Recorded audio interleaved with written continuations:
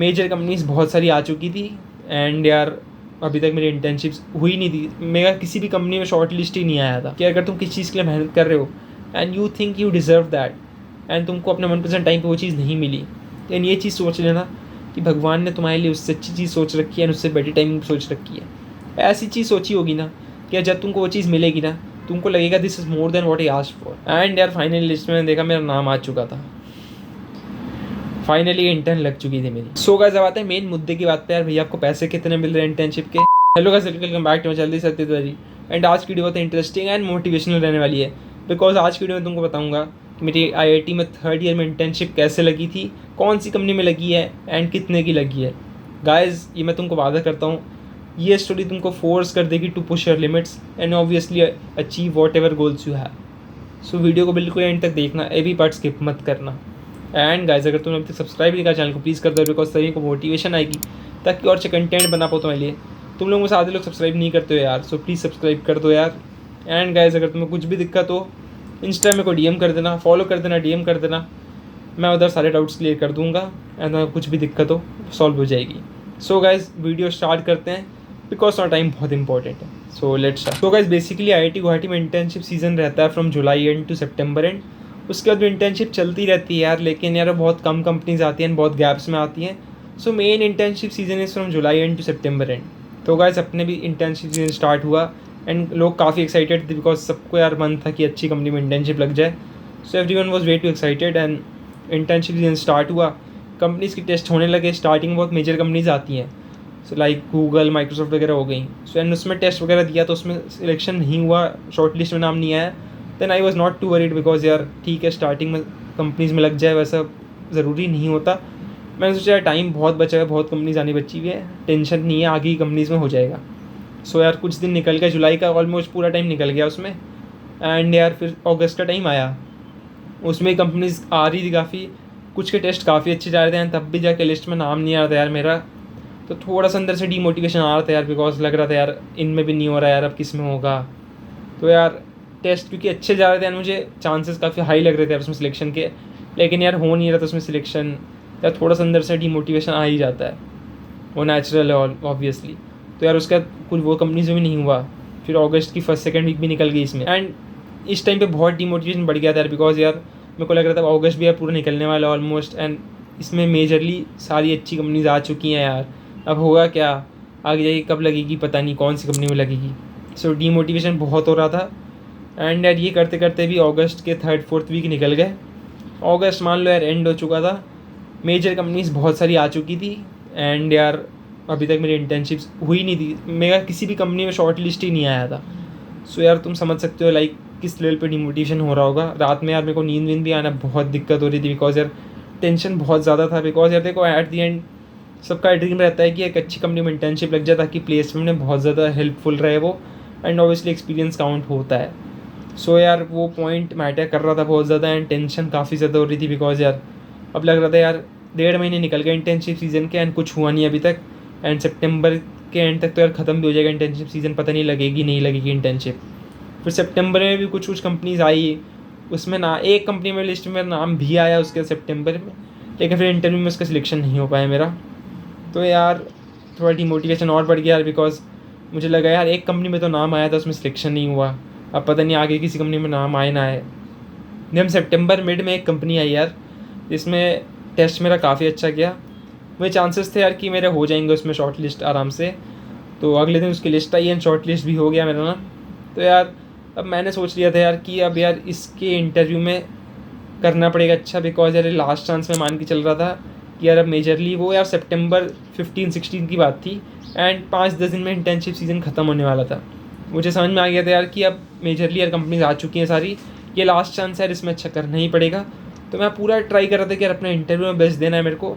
And क्योंकि यार मैंने ये इंटर्नशिप सीजन प्रिपरेशन यार 1-1.5 साल पहले से स्टार्ट कर दी थी, मैं प्रिपेयर्ड तो था ही इंटरव्यू के लिए, लेकिन यार मैं लास्ट मिनट के लिए कुछ भी नहीं छोड़ रहा था। इंटरव्यू के एक दिन पहले मैंने हर चीज़ वापस रिवाइज़ कर ली ताकि यार इंटरव्यू में कुछ गलत नहीं होना चाहिए, ये लास्ट चांसेस मेरे को अपना बेस्ट देना है एंड ये चांस को कैप्चर करना है अपने यार। तो बेसिकली वो इंटरव्यू भी अगले दिन हुआ, इंटरव्यू भी ठीक ठाक गया था मेरा। मैंने कुछ सोचा नहीं था यार मेरा होगा कि नहीं होगा बिकॉज यार वो मेरे को पता नहीं था यार होगा कि नहीं होगा। क्योंकि यार मुझे ये नहीं पता था बाकी लोग के इंटरव्यू कैसे गए हैं, मेरा इंटरव्यू कैसे गया। मुझे लग रहा था मेरा इंटरव्यू कैसे गया, बट इंटरव्यूअर को ही पता रहता है कि तो इंटरव्यू कैसा गया है। सो वो बहुत सब्जेक्टिव चीज़ है। सो मैंने कुछ सोचा नहीं था, मैं बस वेट कर रहा था रिजल्ट का। एंड ऑब्वियसली अटैच नहीं रहता था मैं रिजल्ट से। यार ठीक है यार, अपना बेस्ट दिया मैंने, अब देखते हैं रिजल्ट में क्या होता है। सो गाइस उस दिन रिजल्ट आया नहीं, नेक्स्ट डे रिजल्ट आया उस कंपनी का। एंड यार फाइनली लिस्ट में देखा मेरा नाम आ चुका था, फाइनली इंटर्न लग चुकी थी मेरी। तो यार ये जर्नी बहुत ज़्यादा यार एग्जॉस्टिव रही थी। मैंने 1-1.5 महीने से मैं पूरी मेहनत करी, रोज़ मैं बस पढ़ाई करता था इस होप में यार कि मेरी इंटर्नशिप लग जाएगी। तो मानोगे नहीं यार, सितंबर के स्टार्टिंग तक मेरी जब इंटर्नशिप नहीं लग रही थी, किसी भी लिस्ट में नाम नहीं आ रहा था, मैंने होप नहीं छोड़ा था यार कि इंटर्नशिप लगने का। मेरे को लग रहा था कि इंटर्नशिप आज नहीं तो कल लगी जाएगी, बस अपना वेट करते रहना अपनी अपॉर्चुनिटी मिलने का एंड उस अपॉर्चुनिटी को कैप्चर कर लेना है। तो यार बस मेहनत कर रहा था, वेट कर रहा था राइट टाइम का कि वो राइट टाइम कब आएगा जब मेरी अपॉर्चुनिटी मेरे को मिलेगी। एंड ऑब्वियसली मैं अपॉर्चुनिटी को सीज़ कर लेता। तो यार वो राइट टाइम आया 15-16 को एंड देन 17 को मेरी इंटर्नशिप लग चुकी थी। एंड यार जब भी मैं वो देखता हूँ पीछे मुड़ के ना उस टाइम को यार कि यार मैं देखता हूँ बहुत ज़्यादा टेस्ट हुआ मैं उस टाइम पे, लेकिन यार उस टाइम मेरे को समझ में आ गया मेरी कैपेबिलिटी कितनी है, स्ट्रेंथ कितनी है। सो गाइस अब बताते हैं कंपनी का नाम क्या। तुम लोग बहुत एक्साइटेड हो गए भैया कंपनी का नाम बता दो। सो गाइस देखो बेसिकली मेरी कंपनी का नाम है वेल्स फार्गो। एंड वो जो इंटर्न है मेरी, वो एनालिस्ट इंटर्न है, मतलब बेसिकली रिलेटेड होती है machine learning and deep learning के ऊपर, अगर तुम्हें पता होगा तो। यार अब तुम पूछ रहे हो भैया यार ये सब तो ठीक है, लेकिन इंटर्नशिप इतनी ज़रूरी क्यों है, मतलब इतना क्यों सब मर रहे होते हैं यार कि एक इंटर्नशिप मिल जाए। सो गाइस बेसिकली देखो यार इंटर्नशिप क्या होता है ना, एक सबसे पहला तो यार लर्निंग अपॉर्चुनिटी बहुत बड़ी होती है। वो 3rd ईयर में जब तुम्हें उसको एक्सपीरियंस नहीं होता तब तुम्हें कुछ सीखने को मिल रहा है, कॉर्पोरेट वर्ल्ड में जाके कंपनी में जाके काम करके सीखने को मिल रहा है, वो बहुत बड़ी चीज़ होती है गाइस। दूसरी चीज़ में पैसे कमाने की अपॉर्चुनिटी भी रहती है। अगर तुम्हें पेड इंटर्नशिप है तुम काफ़ी अच्छे पैसे भी कमा सकते हो। तो यार पढ़ते पढ़ते पैसे कमाना कोई बुरी बात नहीं है, राइट। गाइस सबसे जो इंपॉर्टेंट चीज़ है, 3rd चीज़ है ना, वो ये है कि जब भी तुम्हें प्लेसमेंट लगती है ना 4th ईयर में, देन तुम्हारा इंटर्नशिप का एक्सपीरियंस काउंट होता है। ट्रस्ट मी, जो तुम एक्सपीरियंस करोगे ना इंटर्नशिप में जाके, जो भी काम कर रहा तुम इंटर्नशिप में, वो सारे इंटरव्यू के टाइम पे बहुत हैंडी होता है गाइस।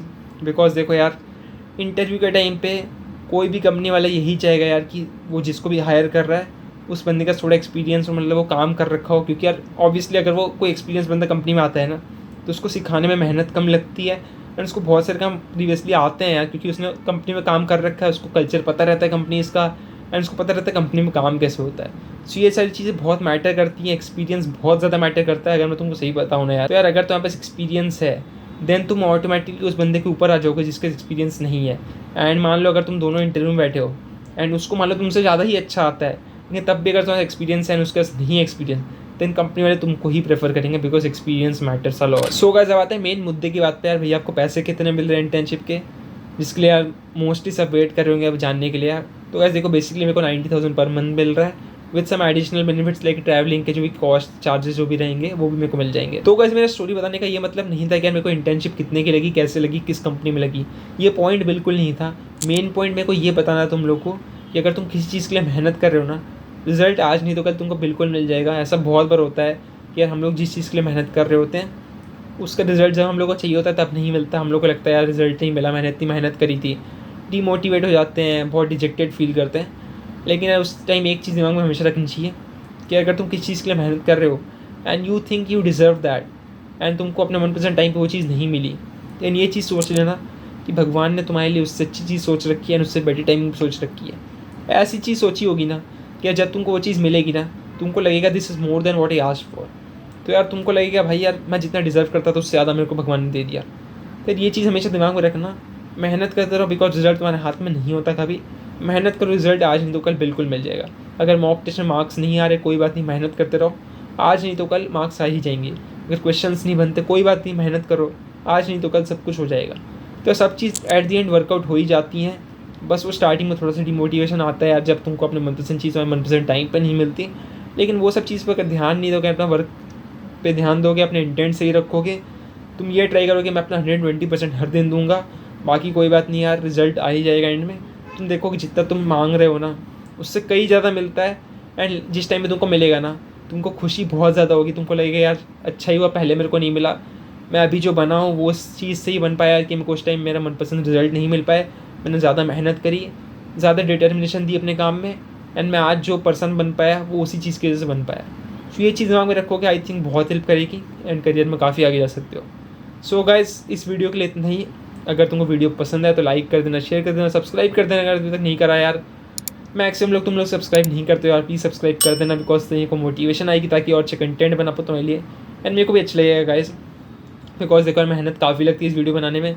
सो सब्सक्राइब करो तो मेरे को काफ़ी अच्छा लगेगा। एंड गाइस अगर तुम कुछ भी दिक्कत हो मेरे को इंस्टा पर DM कर देना, बिकॉज उधर मैं काफ़ी क्वेरीज क्लियर करता हूँ, काफ़ी डाउट्स क्लियर करता हूँ। सो मेरे को फॉलो कर देना, DM कर देना, I will reply. So guys मिलते हैं नेक्स्ट वीडियो में, तब तक के लिए मेहनत करते रहो, मचाते रहो। All the best.